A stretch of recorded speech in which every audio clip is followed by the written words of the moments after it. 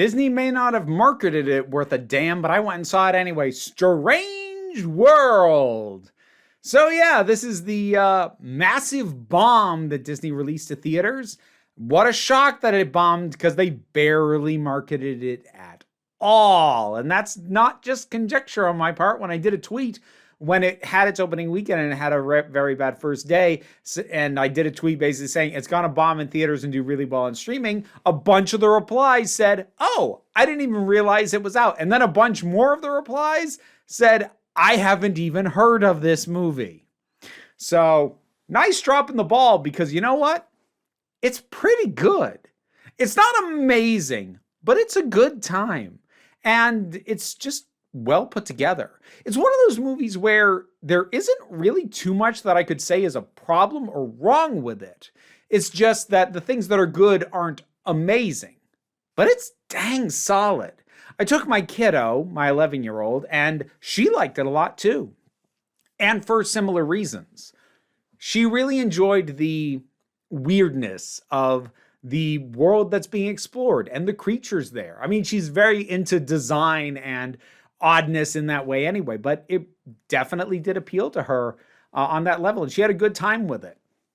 Now, I would say that if there is a trend in Disney animated bombs, they seem to be really bad at knowing how to sell adventure stories, because that's what this is. This is basically a spin on Journey to the Center of the Earth, and it bombed like Treasure Planet before it, and like Atlantis before that. And it's not even limited to animated stuff, because John Carter was also a pretty straightforward, decent enough adventure story that bombed massively. Disney doesn't seem to know how to market these things. But anyways, if there is one thing that I am going to complain about, just to kind of get it out there, I don't know enough about visual design to be able to properly articulate exactly what my issue with this is, but I don't love the faces for 2 out of 3 of the lead characters. I feel like I don't have to, well, no, maybe I do. Okay, I was going to say there's something I don't have to be spoilerish about because it's in the trailers, but almost nobody saw the trailers. Screw it. It's in the trailers, and it happens not too far into the movie, so let's go with it anyway. So your 3 main characters are it's 3 generations. So you have a grandfather, a father, a kid. And the facial design on the grandfather especially, and the father a bit, something wasn't right. I think it was something about the level of cartoonishness of it, given how realistic most of the other characters' designs are. That might have been it. The grandfather especially had this massive underbite. And it's not like I'm saying like, oh, characters can't have underbites, but it was so pronounced. I kept staring at it whenever he talked. It was distracting. And there was something about his eyes and the father's eyes that just didn't feel like they matched anyone else's eyes. Again, they felt more cartoonish than anybody else. I don't know if it's just me. I've seen literally no one else complain about this. But other than that, we have a story of these 3 generations. The grandfather being best known as a famous explorer who disappeared. His son is a farmer, but he's also an inventor, and he made an amazing discovery that is powering this world. Because it's not just the world that they explored that's unique. The entire setting is unique, top to bottom. So, he made a really lasting impact on the world, and so much of their technology is based off what he discovered. And then he has his son, who he has been raising to do the farming in his wake. But, his son has his own ideas. And there's this continuing idea of legacy. How much does it actually matter? What even should one's legacy be? And it's a pretty well handled aspect. And like I said, the exploration in this world that they go and explore, it's just really cool. And the eventual explanations for what is going on are also pretty neat. I don't think I had a particularly favorite character. I did enjoy Splat, which is sort of the the token sidekick non-human character. Well, they've kind of got two because there's a three-legged dog as well. I did like Splat better than the dog. Splat is this sort of slimy amorphous character who can't talk. He just makes these sort of noises, and he was fun to listen to. Watching him just sort of articulate and like try and wave his little limbs around and trying to get people's attention. And they're like, I have no idea what you're saying. But there's a lot of personality in him. And I liked him. I liked him a lot. And the other characters are fun and good to be around. I think they're well written. There's a good overall balance between what the character is there for in terms of their point or their place in the themes that I've already mentioned, and also, having personality and being a character. It's pretty well handled. I do kind of want to talk about stuff that is flat out spoilers. So that's your overall thing. If it's still playing near you, I say check it out. If it isn't, see it on streaming once it hits Disney Plus in, I don't know, a couple of weeks at this rate. But I had a good time with this. I enjoyed it. And again, so did my kiddo. So now we're gonna do spoilers. You've been warned. Okay, so the first is, and this isn't even really a spoiler. Well, I mean, it is if you haven't seen the movie at all, but the movie itself kind of spoils this, and I like this. There's no villain. This gets laid out by the youngest trying to teach, his father and his grandfather this game. That's this sort of little bit of a Settlers of Catan collectible card game kind of thing. And he's trying to teach them how to play, and they don't get it. They're trying to conquer and to wipe out animals and pests and whatever. But like the point of the game is to find a way to balance and live in harmony in this place and to create a self-sustained system. And they just don't get it. And it's kind of a joke initially, but like that's kind of the point. They don't get it. And the youngest even flat out says, there's no bad guy. That's right. There is no bad guy. And I really love that, as much as there is the generational thing, where it ultimately goes with its environmental message, not only do I like it just in general, I support an environmental message. I love how specific this one is.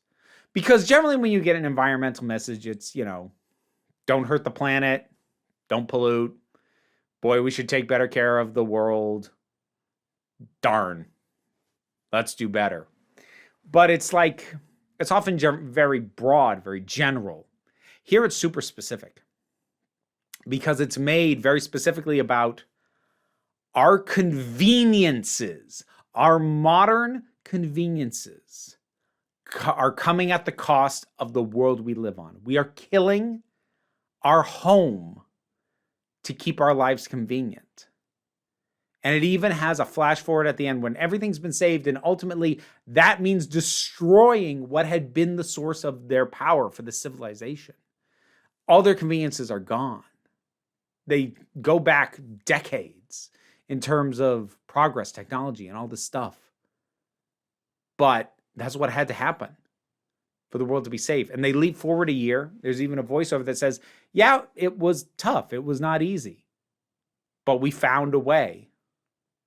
This is saying not just take better care of the planet. It's saying flat out, your conveniences are not more important than the planet.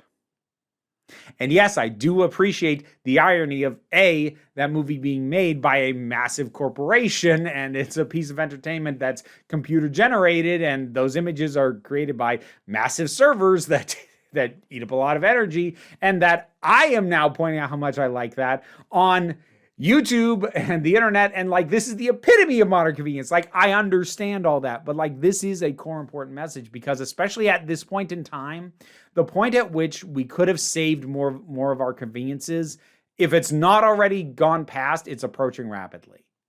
And so getting a much more pointed ecological and environmental message like this, that basically says, yes, you will lose your conveniences.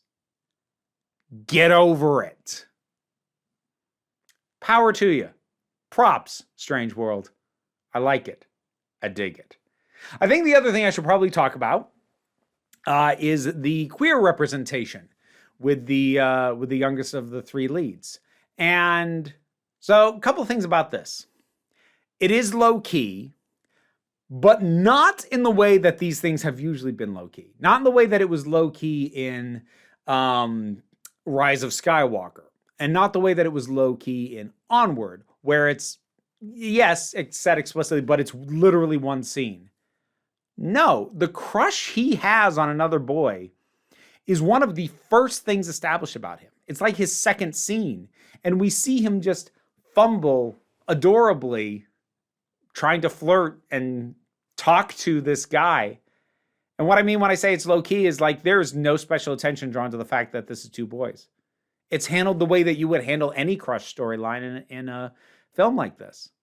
To the point that later on, when he's talking to his grandfather, who he doesn't know and he just met, and he mentions that he has a crush on a guy, and I was so certain, like, oh, here it comes, and it's gonna be this whole, what, it's a boy, blah.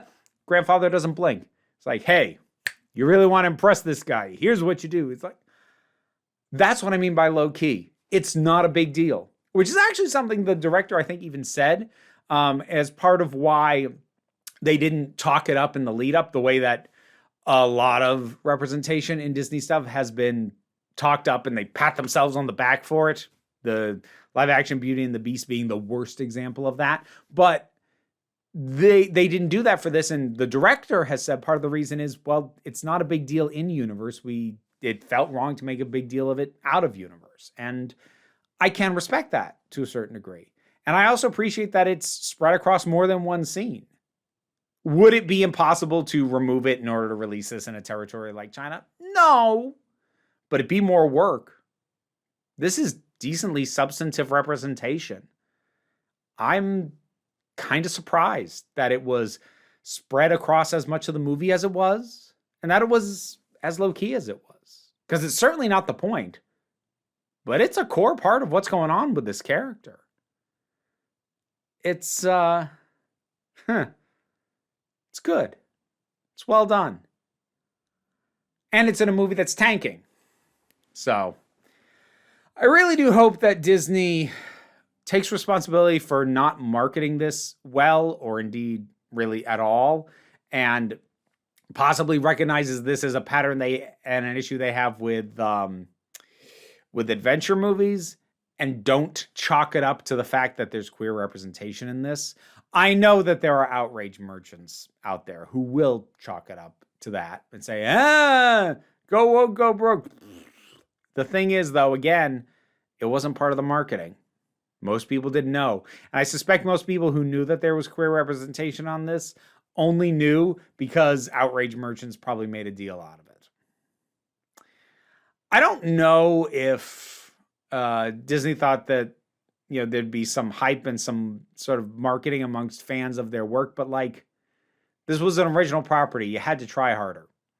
And I would really hate to see one of the better integrated and more core to the character pieces of queer representation that we've gotten in, well, animated release, certainly, and definitely from frickin' Disney, get disregarded, thrown out the baby with the bathwater kind of thing, because it's in a movie that flopped for reasons that have nothing to do with that.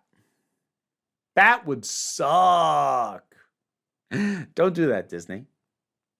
So, Strange World. What did you think about it? If you've seen it. Not many people have. Or what do you think about what I've said? Whatever your thoughts are, drop something down in the comments. Let's talk about it. Patreon's what pays the bills and enables me to do this as my living. Even if you can't support me that way, like, share, subscribe, help me out as well. And even if you can't do that, don't worry too much. We take a relaxed attitude around here, so you can come on back next time you need a break.